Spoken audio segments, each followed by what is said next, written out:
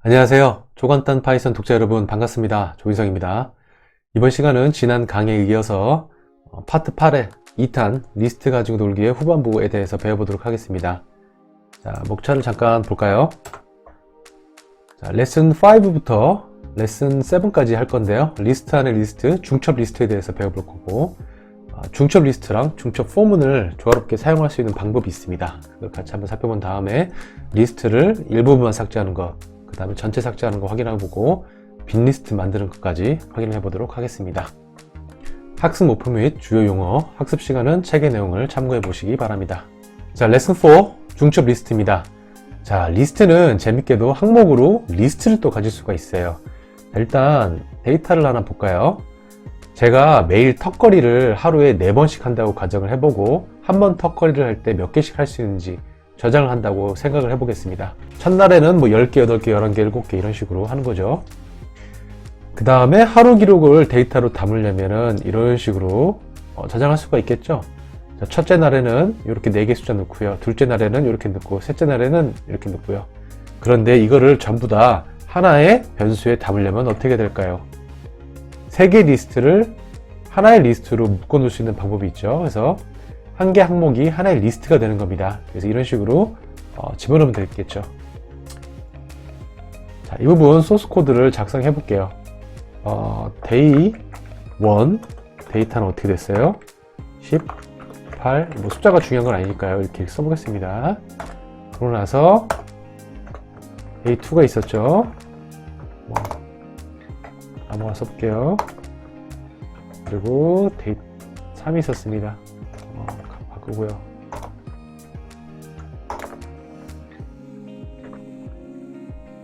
그렇죠.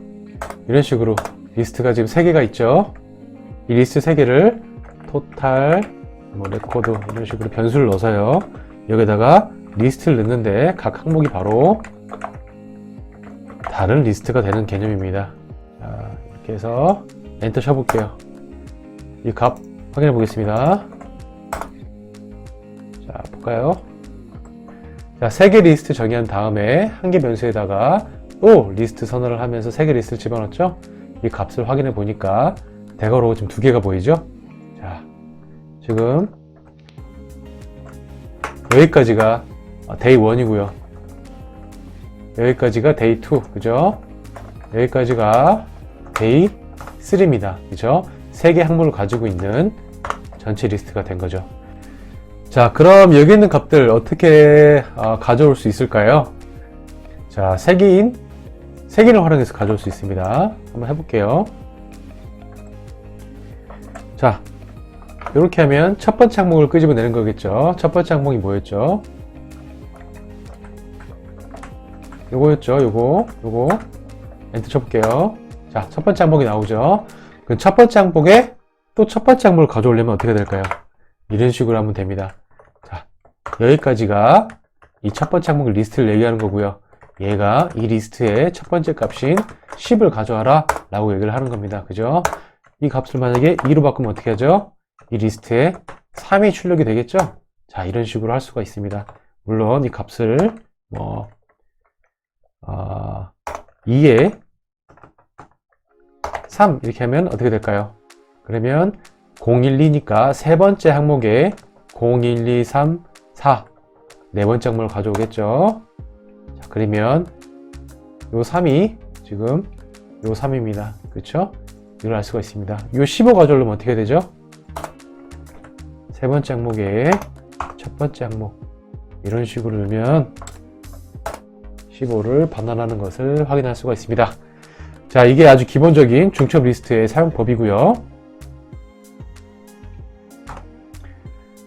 자, 레슨 5에서 중첩 리스트랑 포문을 같이 쓰는 걸 보여주고 있어요. 자, 이 소스 코드 한번 볼까요? 자, 토탈 레코드 한번 출력을 한 다음에 지금 포문과 포문, 중첩 포문을 사용하고 있죠. 사용을 하면서 이 레코드에 있는 값들을 끄집어내고 있는 걸 볼 수가 있어요. 첫 번째 바깥쪽에 있는 포문에서는 데이 레코드, 하루치 레코드죠. 하루치 레코드를 토탈 레코드의 항목에서 끄집어낸 다음에 안쪽에 있는 포문에서는 이 데이 레코드, 여기서 가져온 데이 레코드의 각 레코드들을 가져온 다음에 each 레코드를 한 번씩 출력하고 있습니다. 그래서 토탈 레코드, 이 수평으로 되어 있는 데이터가 수직으로 하나씩 출력되는 것을 확인할 수가 있습니다. 4개의 아이템을 가지고 있는, 항목을 가지고 있는 리스트가 3개 있으니까 4, 3, 12, 12개의 12번의 루프가 실행이 되겠죠. 소스 코드 작성해 볼게요. 자, 폼은 2번 나왔죠. 첫 번째는 데일리 레코드가 나와야겠죠. 데일리를 in 토탈 레코드 클론 기호로 루프문을 시작을 하고요. 소스 코드 블럭을 시작하는 거죠. 두 번째 중첩면에서는 each 레코드였습니다. 그죠? 여기에 데일리로 받았던 값을 넣는 거죠. 이렇게 한 다음에 프린트를 뭘 해요? each를 하는 거죠. 자, 값이 이 값들이 짜르르 실행되는 것을 확인할 수가 있습니다.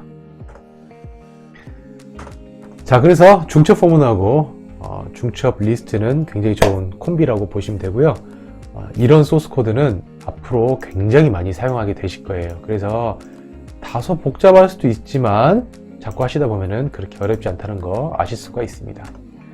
자, 마지막으로 리스트 부분 삭제하는 방법을 알아보도록 하겠습니다. 자, 이거는 바로 소스 코드를 해볼게요. 어렵지 않으니까요. 자, 이렇게 리스트 하나를 선언을 일단 해볼게요. 그 다음에 여러분들이 50이랑 70을 한번 반환하고 싶다 그러면 어떻게 했었죠? 슬라이싱 기호를 써서 1, 클론, 3 이렇게 하면 50이랑 70을 가져올 수 있었죠. 그런데 요 녀석만 삭제를 하고 싶다라고 가정해 볼게요. 30이랑 10만 남기는 거죠. 이럴 때 델문을 사용하시면 됩니다. 델문을 사용해서 내가 삭제하고 싶은 부분을 슬라이싱 기호를 통해서 입력을 해보면 됩니다. 그러면 스코어스 값 클릭해 볼까요? 30과 10만 남은 것을 확인할 수가 있습니다. 이게 깔끔하게 잘려 나갔죠. 근데 나는 전체 데이터 다 삭제할 거야. 그러면 어떻게 해요? 이런 식으로 되겠죠. 그러면 스코어스 값 없는 걸 알 수가 있죠. 자, 전체 삭제하는 거 다시 한번 해볼까요? 여기서 del scores 하면 이런 식으로 삭제할 수 있다고 말씀드렸죠. 값을 확인해 보면 값이 없는 거, 아무것도 없는 걸 확인할 수가 있어요. 자, 근데 같은 함수를 클리어를 통해서 실행할 수도 있어요. 그러면 스코어의 값이 똑같이 사라진 것을 확인할 수가 있습니다. 자, 마지막으로 처음부터 빈 리스트 만드는 방법을 알아볼까요? 지난 강의에서 for문이나 while문 같은 루프문을 사용할 때 루프문 바깥쪽에다가 빈 리스트를 빈 값을 세팅한 변수 값을 빈 값으로 세팅하는 경우가 많다고 했죠. 자, empty 리스트를 만들기 위해서는 간단합니다. 그냥 이렇게 대괄호 2개 만드셔도 됩니다. 내지는 이렇게 하면 이 값이 뜨겠죠. 내지는 리스트 소괄호 열고 닫고 하면 똑같이 빈 리스트를 만들 수 있다는 거 짚고 넘어가도록 하겠습니다. 여기 지금 사용 사례가 있네요. 이렇게 있죠? 한번 해볼까요? numbers라는 변수를 이렇게 빈 리스트로 만들어 놓고 while문 form은 할게요. form은 number의 in range 어떻게 해요? 10까지 그래서 어떻게 해요? 넘버즈에다가 append를 해보겠습니다. 뭐를? n을. 자, 이렇게 하면 어떻게 되죠? 레인지가 10이니까 0부터 9까지 루프가 돌면서 이 넘버즈라는 그 빈 리스트에다가 값을 계속 append 하겠죠. 추가를 하겠죠. 실행해 보겠습니다. 자, 넘버즈 출력해 볼까요? 자, 0부터 9까지 잘 출력된 것을 확인할 수가 있습니다. 자, 이번 강의 정리해 보도록 하겠습니다. 이번 장에서는 중첩 리스트에 대해서 배워봤죠. 리스트에 항목으로 리스트를 넣는 경우에 중첩 리스트라고 말씀드렸고, 지금 리스트는 항목으로 리스트뿐만 아니라 어떤 데이터 타입도 담을 수 있다는 것도 알 수 있었습니다.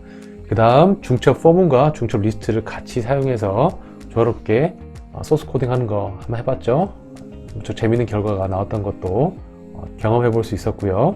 그 다음에 슬라이싱 기능을 사용해서 슬라이싱 기능과 델문을 사용하면은 내가 원하는 그 부분만 리스트에서 제거할 수 있다는 거 확인했고요. 전체 삭제하는 방법, 클리어 메소드까지 사용하는 것도 알아보았습니다. 그 다음 마지막으로 빈 리스트 만드는 방법도 설명을 드렸죠. 리스트나 대괄호 기호 2개로 빈 리스트를 만들 수 있었습니다. 자, 좋습니다. 이번 강의는 여기까지입니다. 고생 많으셨고요. 다음 파트로 넘어가기 전에 생각해 봅시다. 들려서 지난 강의와 이번 강의에서 배운 내용들 다시 한번 복습하는 시간을 가지시면 좋겠습니다. 자, 제 다음 강의 업데이트 바로 받고 싶으시면 채널 구독 눌러주시고요. 모든 알림에 허용 체크해 주시기 바랍니다. 자, 오늘도 고생 많으셨습니다. 다음 강의에서 뵙겠습니다. 고맙습니다.